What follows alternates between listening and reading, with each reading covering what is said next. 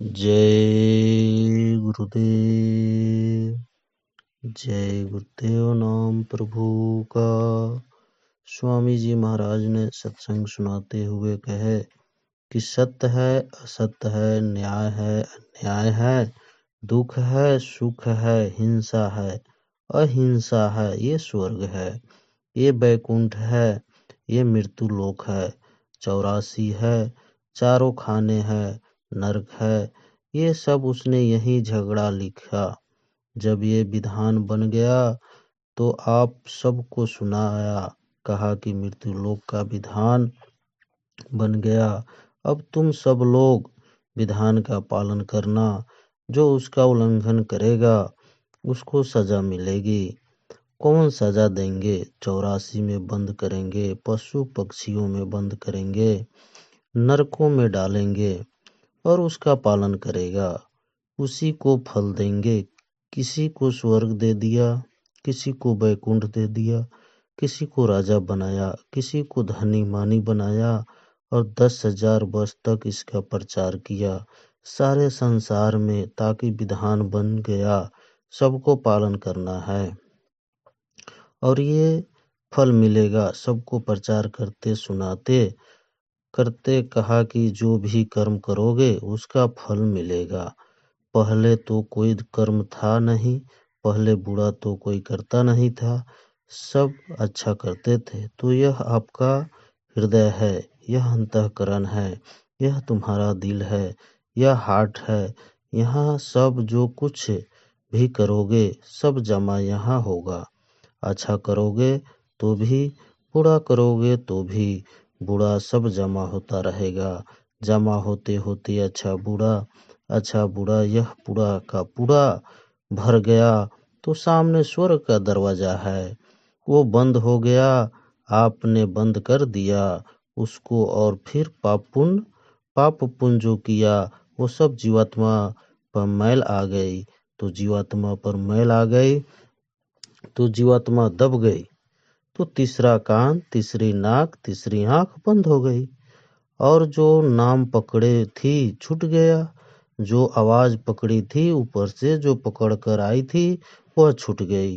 अब वो ढूंढ रही है कि कहीं मिल जाए, तो यहाँ तो कहीं है नहीं, आवाज नहीं मिलेगी, नाम शब्द नहीं मिलेगा, देववाणी नहीं मिलेगी, तो आप घर वापस जा नहीं सकते।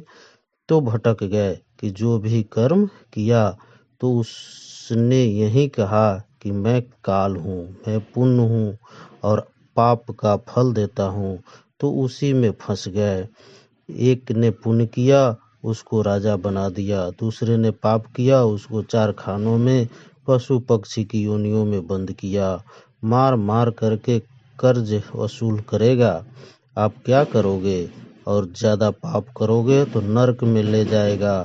आपसे तो मालिक ने कहा था कि नाम छोड़ना नहीं, और लालच में फंस गए और आपने कर्म किया, अच्छा किया तो बोझ लद गया, बुरा किया बोझा लद गया। आंख बंद हो गई, कान बंद हो गया, नाक बंद हो गया, तो रास्ता बंद हो गया। अंधे हो गए, बहरे हो गए, आपको ना दिखाई देता ना सुनाई देता।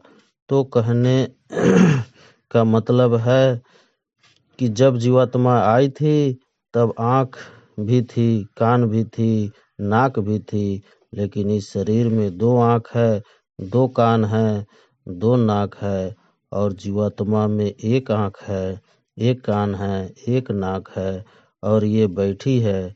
आपने बाहर के आँख, कान और नाक का तो इलाज किया, डॉक्टर के पास गए कि हम अंधे हो गए, आँख खराब हो गई, दवा दीजिए। लेकिन अंदर की जो जीवात्मा की आँख चेतन थी उसका इलाज नहीं कराया।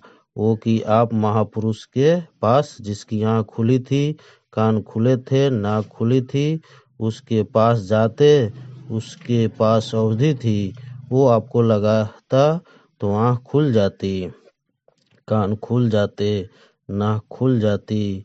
जब आँख, कान और नाक खुलती तो आवाज पकड़ लेते, शब्द पकड़ लेते, चढ़ जाते। तो वो तो आपने किया नहीं, बस ऐसे ही समय लगाया। तो उसने सबको दिखाया कि देखो ये स्वर्ग है, सब जाते हैं। जब विधान बना था तब से जाते थे, एक भी नहीं। जितने भी नर नारी बच्चे बच्चियां सब जाते थे उसका परम धाम में और लौट कर आते थे।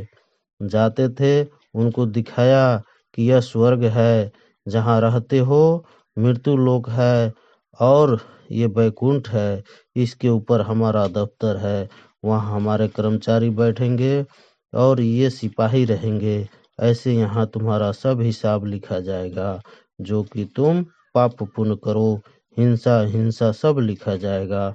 और एक एक कैमरा लगा दिया सबके ऊपर, तो क्या काम करेगा कि फोटो लेगा तो खराब कभी होता नहीं, क्योंकि लोहे लकड़ का तो है नहीं, वो तो दैवी कैमरा है। जब तुम पैदा हुए तब से वो चालू होगा, ऐसे चलता रहेगा, कभी भी बंद नहीं होगा। जब आपकी अंतिम श्वास बंद होगी तब बंद होगा। इस कमरे में सब छपेगा, किसी की तुमने सेवा की, पानी पिलाया, खाना खिलाया, तुमने ये किया, इसको मारा, तुमने गाली दी गलौज की, तुमने इसका छीना है, तुमने हिंसा कर दी, चोरी कर दी, झूठ बोले, धोखा दिए, बेईमानी की, चकमा दिया, सब उसमें आएगा। जब आपका समय पूरा हो जाएगा तो दफ्तर में कागज कटेगा और सिपाही को देंगे। जय गुरुदेव।